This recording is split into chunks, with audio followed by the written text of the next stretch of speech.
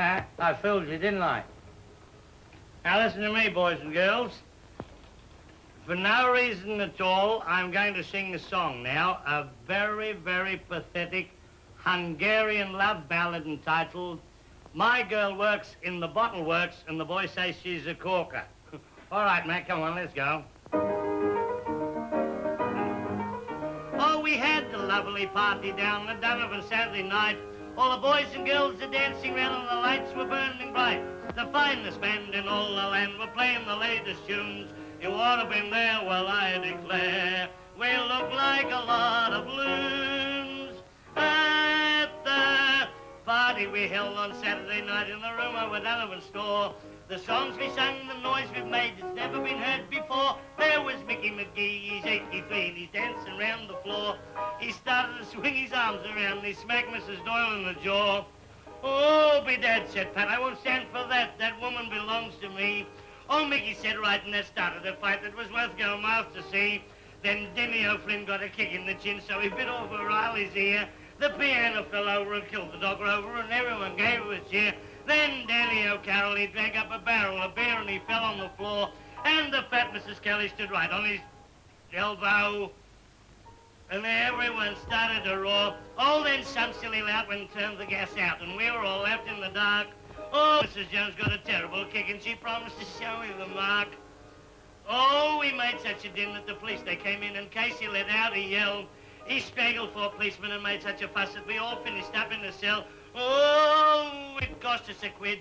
Pay it we did, but the fun, it was worth it and more. Oh, as long as I live, I shall never forget that affair over Donovan's store. For there were Kellys and O'Briens, O'Dooleys and Orions, with Maloney's and Mulaney's. They came from Island Shore, and the milkman, he was saying that the people all are praying that they'll never have another party over Donovan's store. And now, children, Uncle George is going to do a little dance for you. A story dance entitled The Dance of the Wounded Wombat. Now, you remember when that great Russian dancer was out here recently, the lady, Palmolin? No, Pavlova. Well, every dance she did, she told you a very, very beautiful story. I mean to say she wouldn't rush out and start a dance for no reason at all, but she'd do tell you a story as she danced. Like, there's one very beautiful and artistic dance she used to do. A joker rushed up a lane and shot at a drake. And as the... Now, it was a swan. And as the swan dies, it pulls feathers out of its stomach and slings them all around the paddock, see? Well, Pavlova used to pull feathers out of her dress and sling them all over the stage, and it was a very pretty effect. Well, comma, I have one of those story dances entitled Herbert's First Love Affair. You see, the scene is a farmhouse on a farm up the country in the bush. And there's the mother farmer and the father farmer sitting on the front veranda arguing their point, and Nellie, the daughter, is down in the paddock playing with the death adder. Now, the father farmer has a long white beard, lovely set of fox furs, and he's just going to light his pipe when the top flies off the match and sets fire to his beard.